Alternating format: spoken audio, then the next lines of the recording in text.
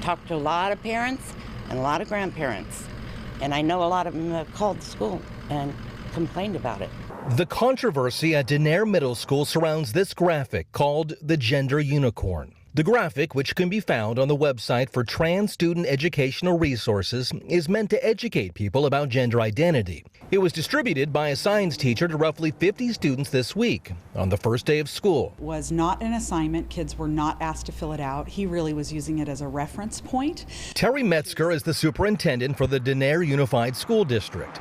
Metzger says the 7th and 8th grade science teacher handed out copies of the infographic to help explain why he doesn't use the pronoun Mr., instead using MX, pronounced mixed, a title which does not imply a gender. Metzger says the school's principal happened to be in the class at the time and told the teacher to stop handing out copies of the Gender Unicorn. It was probably not appropriate, just in the way that the handout looked, and it looked like it needed to be filled out, and so it was just probably the wrong tool. It is a touchy subject, and of course it's going to be when it comes to youth. Catalina Zambrano is the gender spectrum coordinator for the Central Valley Pride Center. Zambrano says she uses the Gender Unicorn graph for educational purposes for her job, adding that while she says the point is not to pry at someone's sexuality, she does feel that a breakdown in communication is the real culprit in the case at Denair Middle School. There's going to be a lot of people who are not going to get it. We understand that. We respect that.